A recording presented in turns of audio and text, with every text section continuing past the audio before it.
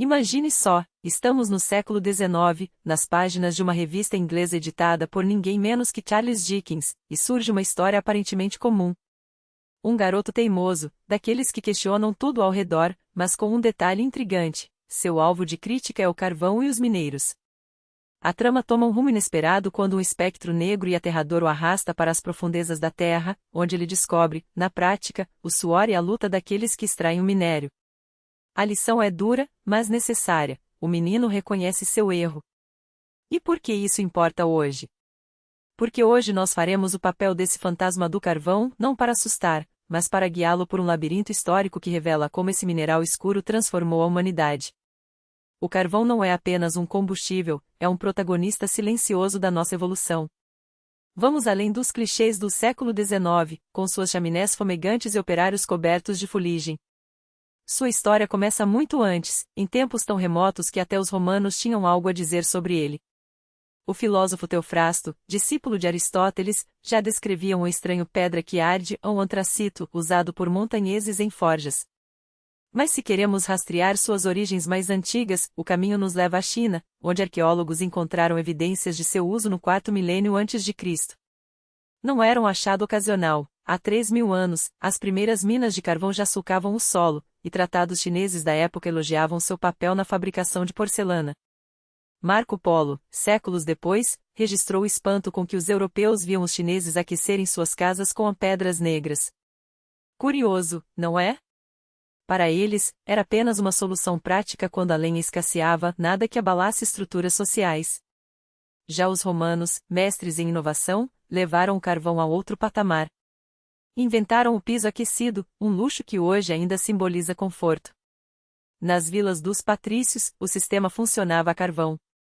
Na Britânia romana, o minério era tão vital que um escritor da época o chamou de a melhor pedra da região. Sem ele, a metalurgia local pararia, as forjas que transformavam ferro dependiam desse combustível. Até nos rituais fúnebres, os celtas britânicos o usavam em cremações. Mas havia um lado glamuroso: o gagate, uma variedade preta e brilhante do carvão, era tido como joia entre a elite. Anéis e colares de gagate eram febre tanto que falsificações, pedaços de carvão comum disfarçados, inundavam o mercado. Os romanos, pragmáticos mas supersticiosos, acreditavam que a pedra revelava magos e criminosos. Dizem que até Pôncio Pilatos usava um anel de gagate. Porém, quando Roma abandonou a Britânia, o carvão mergulhou no esquecimento por séculos. Agora, avance até 1306. Londres ferve com a chegada de bispos, barões e cavaleiros para uma sessão do parlamento. Mas um cheiro nauseante domina a cidade, não o fedor habitual de esterco ou podridão, mas algo novo: a fumaça de carvão queimando. Os ferreiros locais haviam adotado uma pedra suja como alternativa à lenha, e a reação foi imediata. O povo xingava os artesãos, a nobreza torcia o nariz, damas se recusavam a entrar em casas aquecidas por aquele andemônio negro.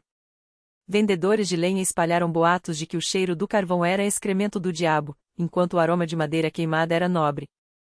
O resultado: o rei Eduardo I proibiu seu uso sob pena de multas, confisco de fornos ou até chibatadas. Há registros de um artesão executado em praça pública por teimar em usar carvão. Proibições, porém, têm prazo de validade. No século X, a Carta da Floresta, um apêndice da Magna Carta, garantia livre acesso a turfa e madeira, mas ignorava o carvão. Afinal, quem imaginaria que aquela pedra preta, tão desprezada, um dia moveria impérios? E aqui chegamos ao cerne da questão: como um mineral tão humilde se tornou o motor de revoluções industriais, sociais e até políticas? Porque mineiros lideraram movimentos operários e, décadas depois, ajudaram a derrubar o mesmo sistema que os idolatrava. Como o carvão se reinventou nas últimas 3 décadas, enfrentando crises ambientais e tecnológicas? Neste episódio, vamos além da teoria. Pela primeira vez, nossa equipe teve acesso restrito a minas e jazidas ativas, lugares onde câmeras raramente entram. Você verá, em primeira mão, o cotidiano da extração moderna, os desafios de um setor que já foi sinônimo de progresso e hoje busca se redimir. Preparados? Coloque o capacete e venha conosco. A jornada pelas entranhas da Terra e da história está só começando. Ah, e antes que esqueça, com esse calorão, nada melhor que um piquenique ao ar livre, não é? Já garanti minhas coteletas de cordeiro na osso da Bazarca para o final de semana. Experimentei recentemente e posso garantir, são suculentas, macias e versáteis, grelhadas, na churrasqueira ou até na frigideira. Além do sabor, a carne de cordeiro é rica em aminoácidos que fortalecem pele e cabelo, regula o metabolismo e ainda reduz o colesterol. Se quiser surpreender a família, é uma pedida certeira. Dá uma olhada no link da descrição, tem essas coteletes e muito mais. Aproveite! Imagine só, por séculos, camponeses acreditavam que o carvão era uma planta que precisava de adubo para crescer. Sim, você leu certo. Havia quem empilhasse esterco de vaca ao redor dos pedaços de carvão, convencido de que, com um pouco de cuidado, ele se multiplicaria como milho no verão. Absurdo? Talvez. Mas essa ignorância revelava algo maior. Enquanto a Europa inteira tratava terras e florestas como propriedade exclusiva da coroa, a Inglaterra já escrevia as regras de um jogo diferente. A Carta da Floresta não era apenas um documento, era uma revolução silenciosa. Em vez de proibições, ela abria portas. Se você cavasse um buraco no quintal e encontrasse carvão, ele era seu. Nenhum soldado do rei viria confiscá-lo, nenhum imposto absurdo drenaria seus lucros. Pela primeira vez na história, o trabalho duro era recompensado não com migalhas, mas com oportunidade. E foi assim, entre paz e picaretas, que a Inglaterra descobriu seu tesouro negro. Agora, imagine o cenário: século XV, inverno rigoroso, rios congelados, lenha escassa. As florestas já haviam sido dizimadas para construir navios e aquecer lares. A fome e o frio batiam à porta. O que fazer? Adaptar-se ou morrer? E o carvão, antes desprezado por sua fuligem e cheiro forte, virou a salvação.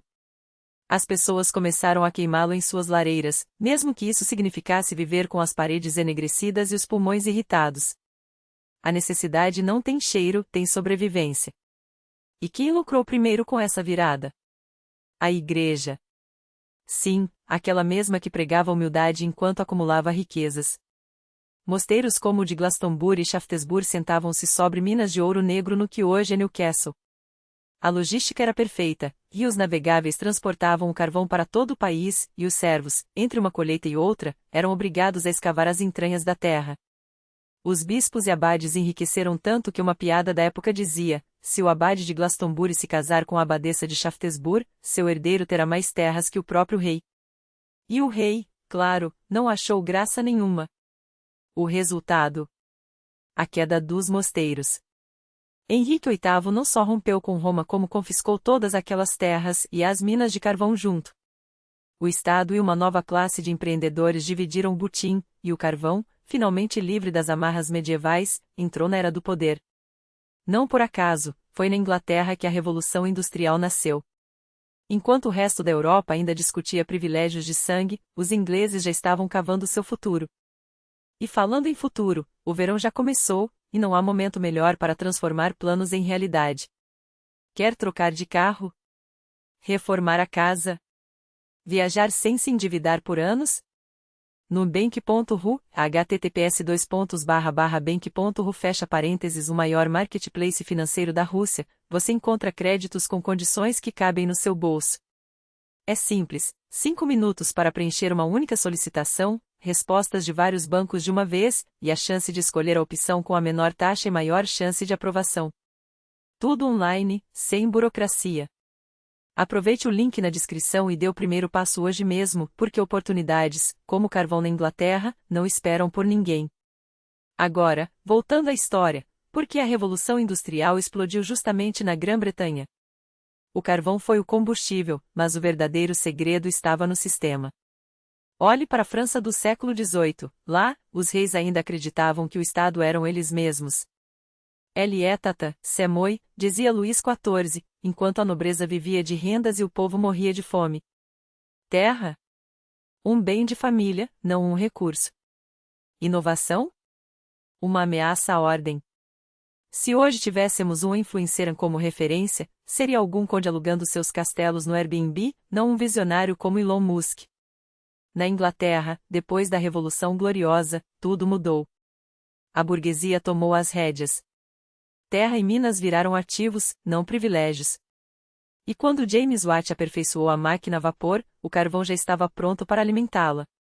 Mas nenhuma invenção sobrevive sem investidores. Aí entra Matthew Boulton, o Jeff Bezos do século XVIII. Seu império não era de e-commerce, mas de precisão, relógios, telescópios, instrumentos científicos tão perfeitos que a Europa inteira os cobiçava. Boulton não só financiou Watt como fundou o Lunar Society, um clube de gênios onde industriais, cientistas e inventores, como Joseph Priestley, o cara que descobriu o oxigênio, trocavam ideias que mudariam o mundo. Até Benjamin Franklin, lá dos Estados Unidos, escrevia para eles. O resultado: a primeira produção em massa de máquinas a vapor. Fábricas de Boulton espalharam a tecnologia pela Inglaterra, e o carvão, agora insubstituível, virou a moeda do progresso. Sem ele, nenhuma fábrica funcionaria, nenhum trem andaria, nenhuma cidade cresceria. Foi o carvão que quebrou o ciclo milenar de miséria, onde a natureza ditava as regras. Watt resumiu tudo em uma frase: podemos vencer a natureza se encontrarmos sua fraqueza. Sua máquina a vapor foi essa vitória. E o carvão? Os cartuchos dessa batalha. Por um século, a Grã-Bretanha dominou o mundo.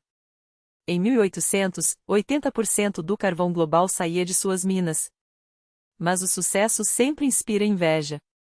Enquanto a Europa ainda dependia de florestas e músculos, os americanos tinham um problema diferente: terra demais. Por que pagar por carvão se você pode derrubar uma árvore no quintal?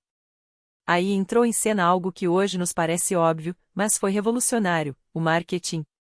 O século XIX inventou a propaganda moderna, e o carvão precisava de uma. Porque, no fim das contas, progresso não se trata só de recursos, trata-se de quem consegue vender a próxima grande ideia. E a Inglaterra, mais uma vez, estava à frente.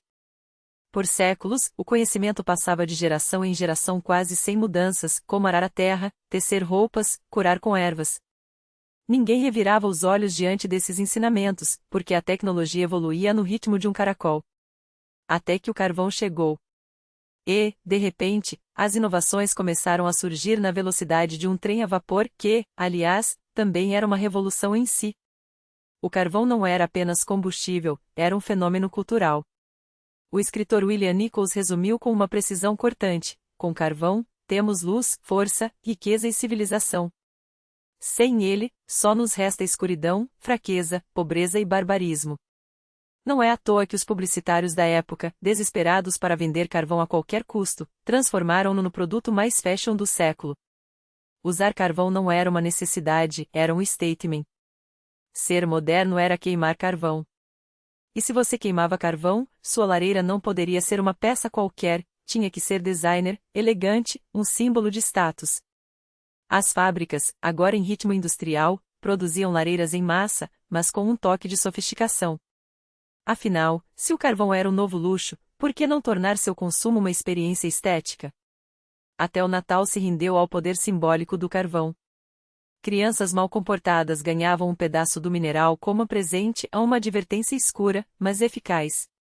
Já para os adultos, o carvão virou amuleto. Na Escócia e na Inglaterra, acreditava-se que o primeiro visitante do Ano Novo deveria ser um homem de cabelos escuros, carregando uma moeda de prata e um pedaço de carvão. Era o garantia de prosperidade.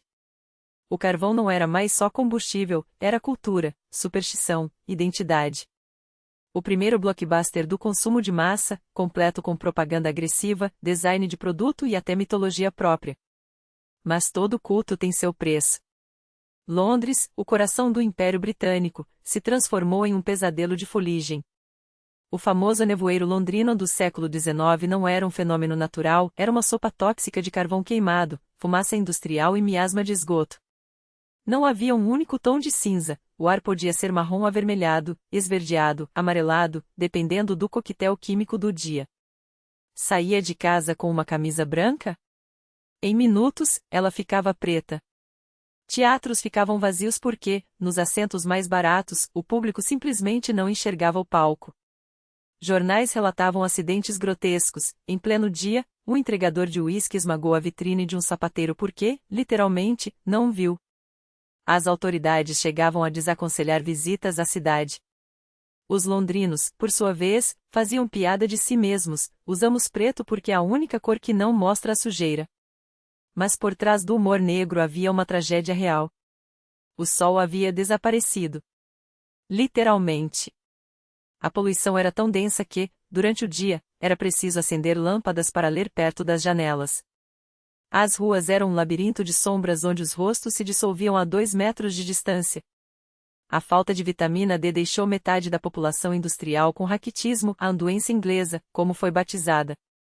Durante a Guerra da Crimeia, 42% dos recrutas urbanos foram rejeitados por fraqueza física no campo, esse número era 3 vezes menor. O carvão aquecia as casas, mas roubava a saúde de uma geração.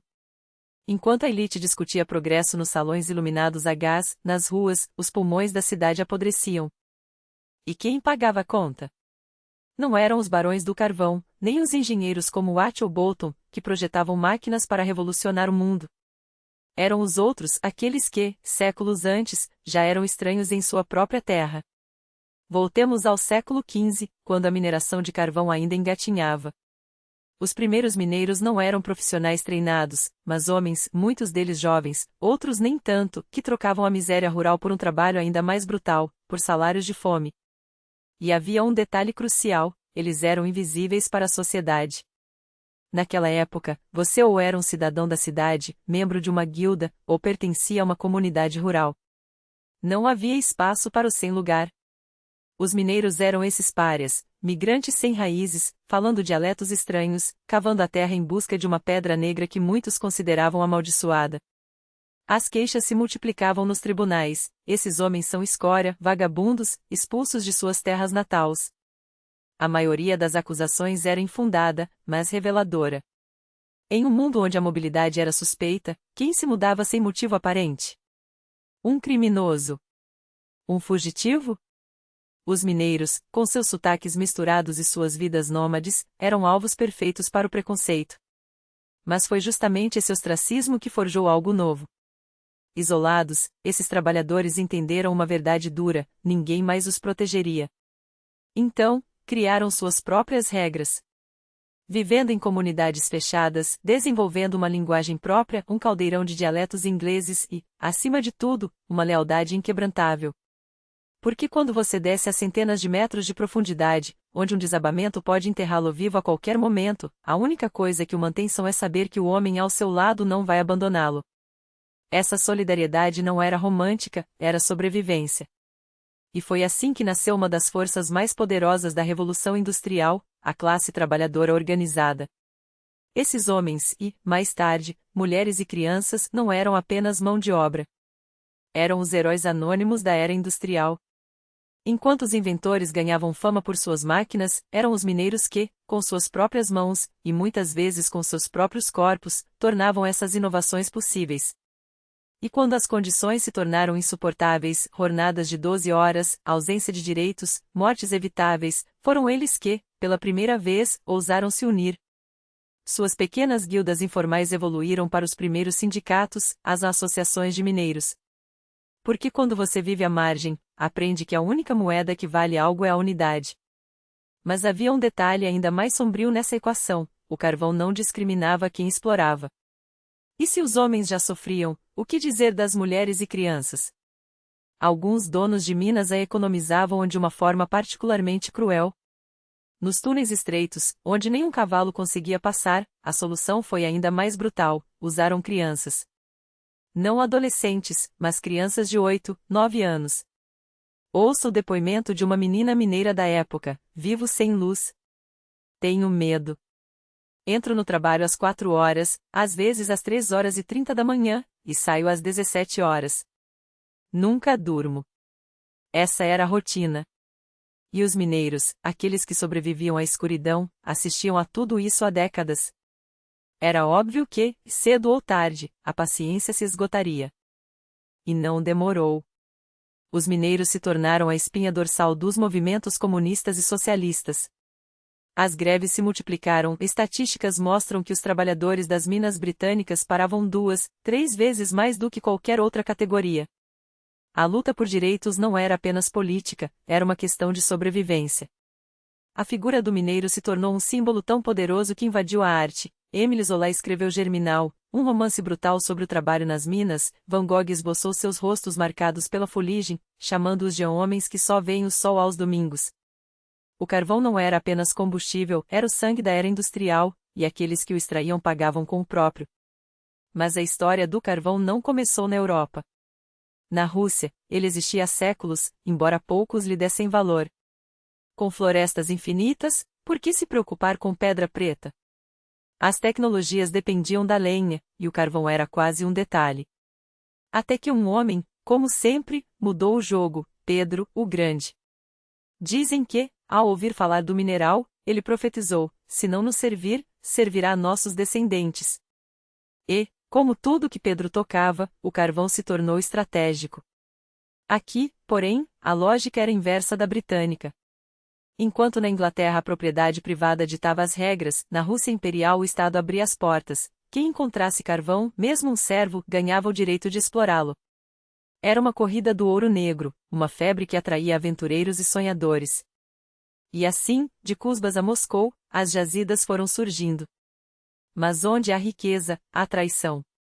Tomemos o caso de Grigori Kapustin, geólogo de confiança de Pedro. Ele descobriu carvão na região de Rostov, mas, ao voltar, sua vitória virou derrota. Uma segunda expedição declarou o mineral de baixa qualidade.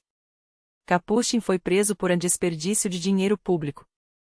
Pouco depois, outras equipes encontraram ali carvão de excelente qualidade. Coincidência? Não quando a terceira expedição de Kapustin, agora sob comando de um inglês, um tal de Nixon, reavaliou as mesmas jazidas e, surpresa, as rejeitou novamente. O detalhe? A Grã-Bretanha dominava o mercado global de carvão. Era do interesse de Londres que a Rússia não se tornasse autossuficiente. Kapustin desconfiou. Se Nixon era tão brilhante, por que não trabalhava em sua terra natal, onde os salários eram altos? A quarta expedição, finalmente livre dos especialistas britânicos, confirmou: o carvão de Donbas era de primeira. A farsa acabou, mas o dano estava feito. Ainda assim, a Rússia ganhou seu maior tesouro, o Donbas, que, até meados do século XIX, respondia por 87% da produção nacional. Uma vitória amarga, construída sobre intrigas e sangue.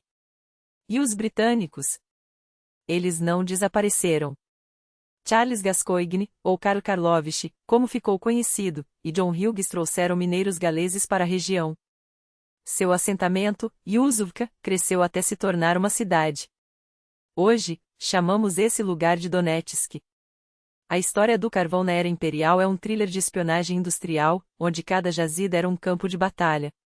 Mas foi no período soviético que o carvão se tornou uma força imparável. Lenin sabia: sem ele, não haveria eletricidade; sem eletricidade, não haveria revolução. O Plano Guelro, a eletrização massiva do país, dependia das minas. E assim, Cusbas foi reativado, novas galerias abertas, e a produção disparou. Em 1935, a URSS extraía 3 vezes mais carvão do que antes da Revolução. E então veio Stakhanov. Seu nome se tornou sinônimo de produtividade, mas o verdadeiro pioneiro foi Nikita Izotov, um mineiro de Gorlovka que, 3 anos antes, já quebrava recordes. Os jornais o chamavam de herói, seus métodos, divisão de tarefas, ritmo acelerado, se espalharam como fogo. Stakhanov apenas levou a ideia adiante, transformando-a em dogma. Em pouco tempo, mineiros, metalúrgicos, até garçons adotaram o método Stakhanov. O carvão não era mais só combustível. Era a alma de um império em construção. A euforia do heroísmo stakhanovista, que contagiou até os salões dos restaurantes, foi brutalmente interrompida em junho de 1941. De um dia para o outro, o Donbas, até então retaguarda tranquila do gigante soviético, transformou-se em zona pré-frontal, onde o solo tremia não só com as explosões das minas, mas com o troar dos canhões alemães. As ordens eram claras e implacáveis: ao primeiro sinal da aproximação inimiga, evacuar os trabalhadores, inundar as minas, destruir os poços. O carvão não pode cair nas mãos do inimigo. Não era apenas uma questão de recursos, era uma questão de sobrevivência. Os combates ferozes na região compraram tempo precioso. Em uma operação de guerra relâmpago, 30.000 mineiros foram retirados do inferno iminente, junto com mais de 1.000 vagões abarrotados de maquinário e equipamentos vitais. O Ural e o Cusbas, antes secundários no mapa do carvão, tornaram-se os novos pulmões energéticos da URSS. O que antes era um déficit crônico, o Ural mal conseguia abastecer a si mesmo, virou missão impossível. Agora, aqueles depósitos modestos tinham que alimentar não só as fábricas de tanques em Nizhny Tagil, mas toda a máquina de guerra soviética. Um terço dos mineiros foi mobilizado para a frente, mas os que ficaram receberam um tratamento distinto, rações maiores, privilégios invejáveis. Afinal, cada quilograma de carvão extraído era uma bala a menos para o Wehrmacht, 1 quilômetro a mais para os tanques T-34. A Batalha de Moscou, em 1941, não foi apenas um divisor de águas militar, foi também o momento em que o carvão provou ser tão estratégico quanto o aço. Enquanto os alemães congelavam nas estepes, as minas do Bacias de Moscou e Donbas trabalhavam sem trégua. Após a vitória, veio a reconstrução, e o mapa do carvão soviético ganhou novas cores. Donbas permaneceu o coração, mas agora tinha companheiros poderosos, Cusbas, Karaganda, Vorkuta. Os mineiros, outrora heróis anônimos, viraram uma casta à parte. Para se ter ideia, nos anos 1980, enquanto uma professora ganhava 150 rublos e um operário comum faturava entre 150 e 250, um mineiro experiente podia embolsar mais de 1.000 rublos por mês, um salário de ministro. E não era só o dinheiro. Era o status. Um garimpeiro de cara suja de fuligem podia, no fim de semana, pegar um voo para Moscou ou Sochi, tomar uma cerveja com os camaradas e pagar a conta sem pestanejar.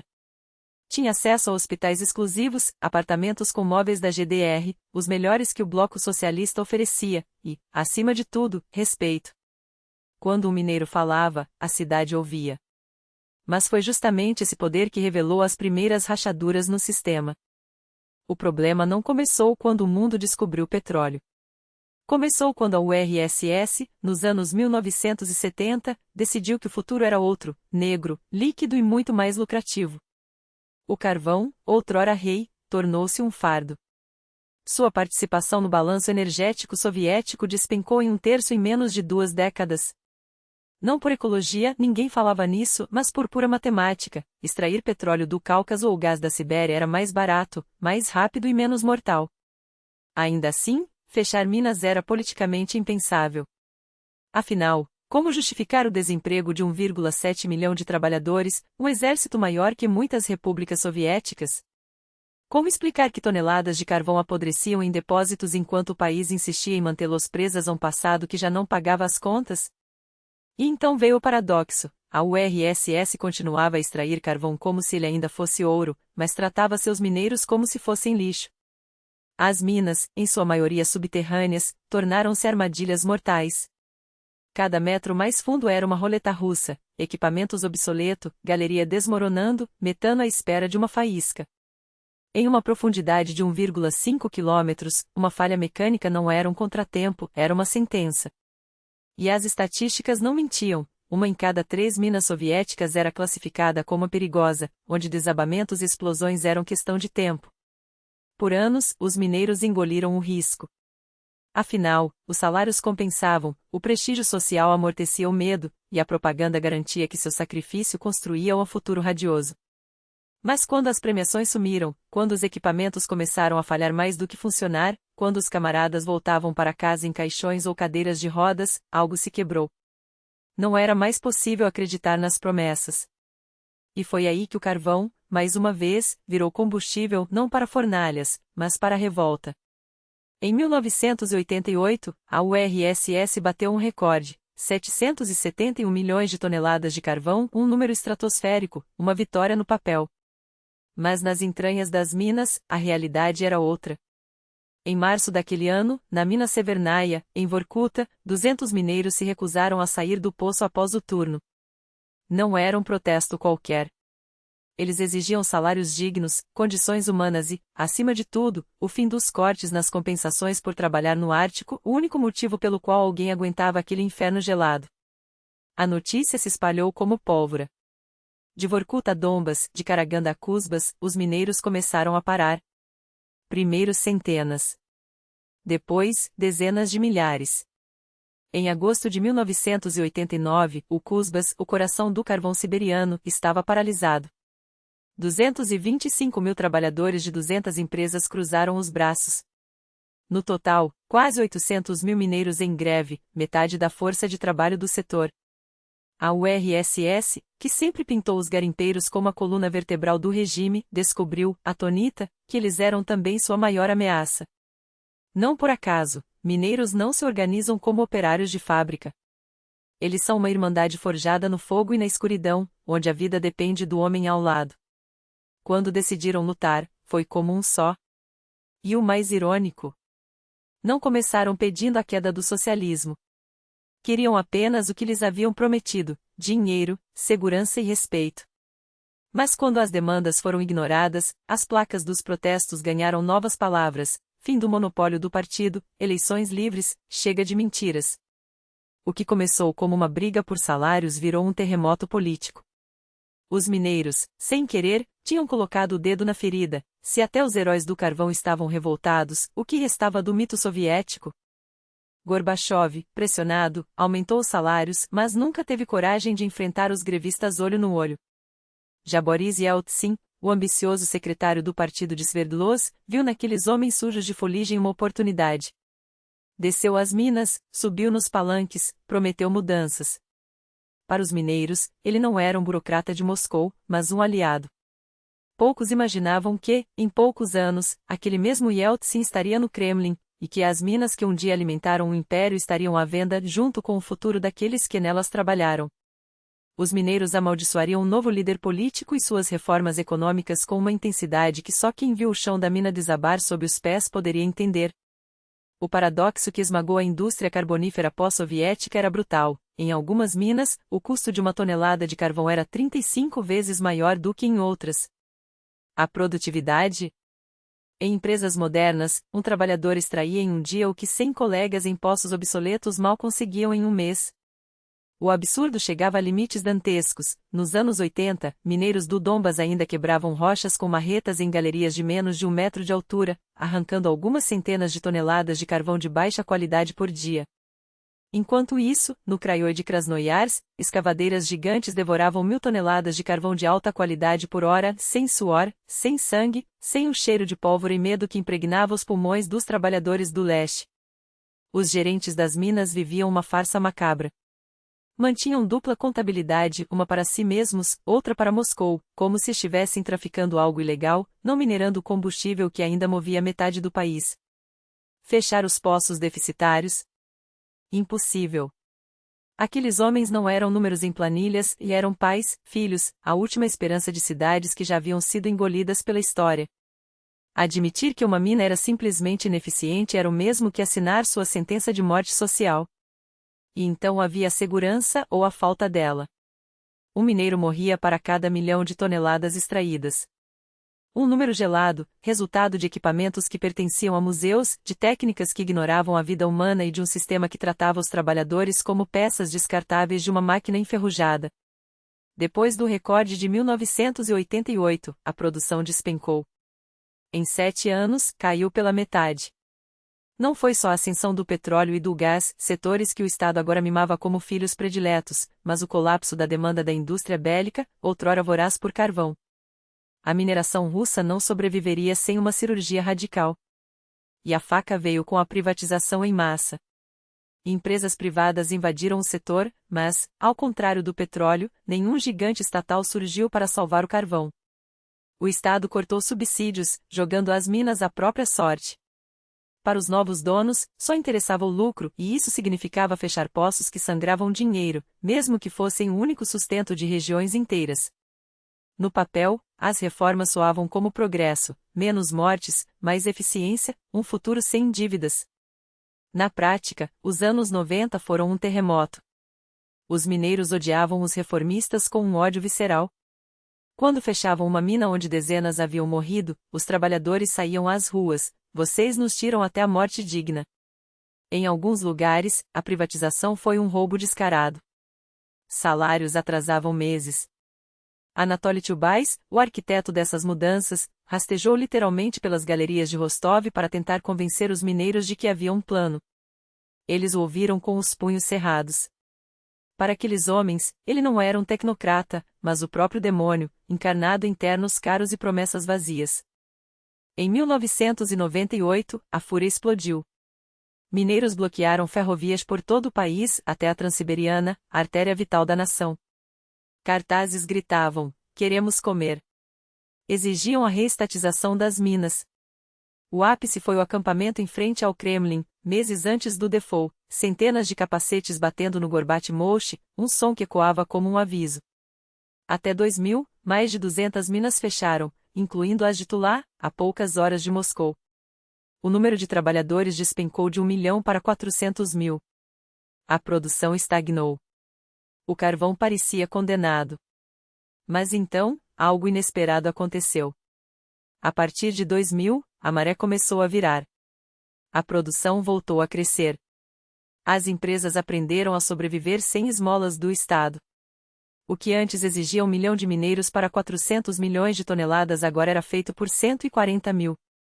Após a tragédia na mina Lishvesnaya, onde 51 homens morreram, uma lei brutal foi aprovada. Se mais de 2 trabalhadores morressem em um acidente, a empresa perdia 10% de sua receita.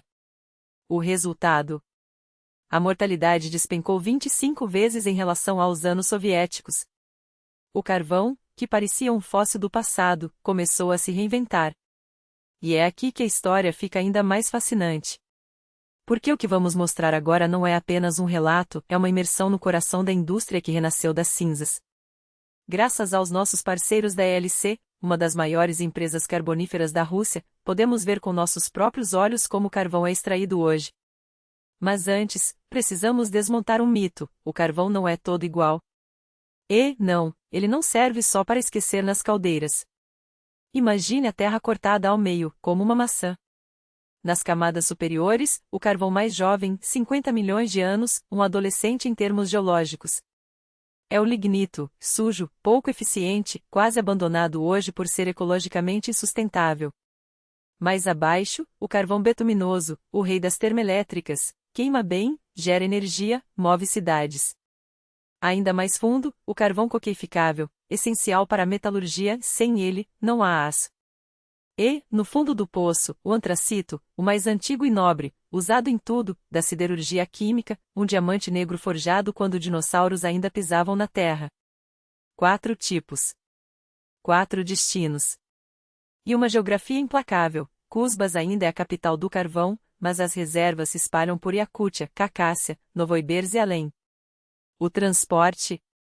Ferrovias russas em rotas que levam o minério ao extremo oriente, ao noroeste e ao sul, onde portos especializados o embarcam para o mundo. Antes, a Europa consumia 1/4 dessa riqueza. Hoje, quase tudo vai para o leste: China, Índia, Coreia. Mesmo que o carvão venha do Ártico, seu destino final é a Ásia. E é aqui que entra a ELC, a empresa mais jovem e dinâmica do setor. Hoje, está no top 3 da produção nacional e planeja dobrar sua extração em apenas um ano. Mas como se extrai carvão no século XXI? Depois de ouvir histórias sobre Stakhanov e mineiros britânicos sujos de fuligem, é fácil achar que basta cavar. Engano. Nossa equipe foi aos cortes da ELC em Novoibersk, Kolivansky e Vostochniki, onde o antracito é tirado da terra, e descobriu que nada aqui é simples. Primeiro, é preciso perfurar o solo a 400 metros de profundidade, colher amostras, mapear cada centímetro. Errar aqui significa desperdiçar milhões. O carvão não está simplesmente esperando na superfície, ele está preso em camadas teimosas, rodeado por rocha estéril. Para libertá-lo, os engenheiros realizam detonações controladas, centenas de furos, toneladas de explosivos, cálculos milimétricos. Um erro, e a mina desaba. Ou pior, a explosão atinge lençóis freáticos, contamina rios, destrói ecossistemas. Por isso, antes de qualquer detonação, a camada fértil do solo é cuidadosamente removida e armazenada. A empresa é obrigada a devolvê-la depois, quando a mina se esgotar, porque nenhum poço dura para sempre. Mas eis o problema: para cada tonelada de carvão, 6 a 7 toneladas de rocha inútil são arrancadas. O que fazer com esse entulho? Aí entram as escavadeiras, algumas comuns, outras, caminhantes. Sim, você ouviu direito. Por trás desse nome quase cômico esconde-se uma máquina titânica, do tamanho de um prédio de vários andares, com um peso que faz tremer o chão. Ela não apenas remove a terra, ela anda, arrastando-se como um monstro mecânico sobre o que antes era uma paisagem intocada. Poucas empresas mineradoras no mundo podem bancar essas bestas de aço, e não é por acaso. Cada uma dessas escavadeiras caminhantes custa o equivalente a dezenas de milhões de dólares, um investimento que só se justifica quando se fala em mover montanhas literalmente. E aqui está o detalhe que surpreende: apesar de seu tamanho descomunal, elas funcionam à eletricidade. Não é um capricho ecológico, embora seja mais limpo que o diesel, mas uma questão de eficiência brutal. A energia elétrica reduz custos, aumenta a potência e permite que essas máquinas operem 24 horas por dia, 7 dias por semana, sem a necessidade de reabastecimento constante. Chegam ao local desmontadas, em peças que ocupam dezenas de vagões de trem. Montá-las é um projeto em si, 2 meses de trabalho meticuloso, como se estivessem erguendo uma catedral de aço sobre a terra rasgada. E quando finalmente entram em ação, não estão sozinhas. Ao seu lado, os BOAZ, aqueles caminhões que parecem sair de um filme de ficção científica, aguardam sua carga. Não qualquer carga, 55, 130 ou, pasme, 240 toneladas por viagem. Imagine o peso de um prédio de 8 andares sendo transportado em um único trajeto. O motorista, protegido por uma cabina blindada capaz de resistir ao impacto de rochas do tamanho de um carro, nem pisca quando, atrás dele, pedregulhos do porte de sua própria máquina despencam durante o carregamento. A parte mais frágil desses gigantes? Os pneus. Cada um custa o equivalente a 5 milhões de rublos, cerca de R$ 250 mil, e dura, em média, 9 meses de operação intensiva. Para estender sua vida útil, greyaders, aqueles tratores de lâmina gigante, patrulham as estradas da mina dia e noite, alisando cada irregularidade do solo. Nas operações da LC na região de Novosibirsk, essas máquinas são equipadas com mais sensores do que um carro autônomo de última geração. Tudo é monitorado em tempo real, velocidade, rota, carga, até o cansaço do operador. Não há mais espaço para um olhômetro ou anotações em cadernos surrados. Desde os anos 2000, a mineração de carvão entrou na era digital. E não é só a tecnologia que impressiona. É a precisão cirúrgica de cada movimento. Vista de cima, uma mina moderna se assemelha a um balé industrial, coreografado, sincronizado, onde cada máquina conhece seu papel há milhares de repetições. O princípio é simples: nenhum segundo pode ser desperdiçado. 1 hora de inatividade de um BOAZ custa o equivalente a R$ 60 mil. Cada minuto conta. E, apesar da escala monumental, a segurança é obsessiva. Ao contrário das minas subterrâneas, onde desabamentos e explosões são riscos constantes, os cortes a céu aberto são, por natureza, muito mais seguros. Mas isso não significa relaxar. Sensores nas cabines monitoram a fadiga dos motoristas e, à noite, sistemas a laser, Lifeline, iluminam a zona de trabalho como um holofote futurista, evitando colisões. Porque, no fim das contas, por trás de toda essa potência mecânica, estão pessoas. E são elas que, contra todas as expectativas, seguem quebrando recordes. Os feitos astacanovistas do século passado podem parecer coisa de museu, mas hoje, nos cortes Vostochnaya e Kolivansk, mineiros estabelecem marcas mundiais, toneladas de material movido em tempo recorde, superando até mesmo os padrões das maiores operações globais. Produzir carvão em 2023 não é menos complexo do que fabricar um iPhone. Cada cliente exige especificações distintas: granulometria, umidade, poder calorífico, teor de cinzas. Após a extração, o minério segue para complexos de britagem e classificação, onde é triturado e separado em frações precisas, como um chefe cortando ingredientes para um prato de alta gastronomia. O parâmetro mais crítico? A zolidade, a porcentagem de impurezas que sobram após a queima. Quanto menor, mais valioso o carvão. Laboratórios no próprio local analisam amostras em tempo real. Se o teor já é baixo, segue direto para o estoque. Se não, vai para a usina de beneficiamento, onde passa por processos que reduzem cinzas, eliminam umidade e aprimoram suas propriedades. Em agosto, a LC inaugura uma inovação, a hidrossortagem, uma fábrica capaz de separar até as frações mais finas de carvão, elevando ainda mais sua qualidade. E é aqui que a magia, ou a ironia, se revela. Quando você observa uma mina moderna do alto, percebe que, apesar da poeira e do barulho, tudo flui com a elegância de um relógio suíço. Não há caos, apenas otimização extrema. Cada grama de carvão, cada litro de combustível, cada hora de trabalho é calculada para extrair o máximo com o mínimo de desperdício. Mas para onde vai todo esse carvão depois? Depende de quem o compra. O antracito de Novosibirsk, os carvões metalúrgicos de Kuzbas ou os ultrapuros de Elga, na Iacútia, são disputados como ouro negro, especialmente na Ásia. A China e a Índia, sozinhas, consomem mais carvão do que todo o Ocidente junto. Enquanto a Europa anuncia o fim das termoelétricas a carvão, esses gigantes orientais dobram sua aposta. Hoje, 36% da eletricidade global ainda vem do carvão. E o carvão metalúrgico? Esse é irreplaciável. Sem ele, não há aço. Sem aço, não há arranha-céus, carros, pontes ou turbinas eólicas, sim, aquelas que simbolizam a energias limpas dependem, em sua fabricação, do carvão. O transporte, porém, é um desafio à parte. Os trilhos da Transiberiana e do Ban estão saturados, com o carvão competindo por espaço com outras cargas.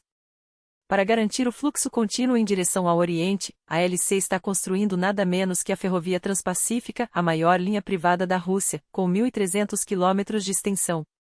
Uma obra faraônica para assegurar que o carvão chegue aos portos e, de lá, aos mercados da Ásia-Pacífico.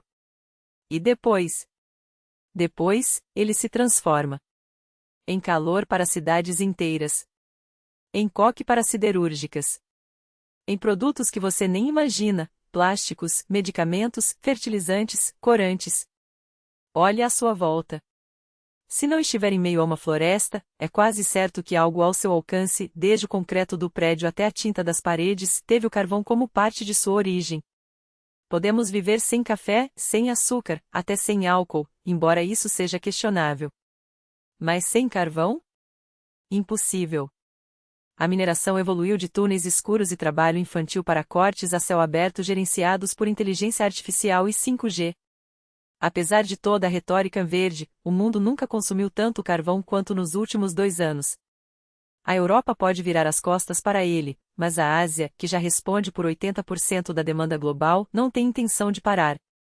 O carvão metalúrgico, esse sim, é eterno. Nossos netos e bisnetos ainda o estarão extraindo. E se, daqui a 100 anos, alguém assistir a este vídeo, esperamos que entendam, não se trata apenas de uma rocha preta. Trata-se da espinha dorsal da civilização moderna. Música.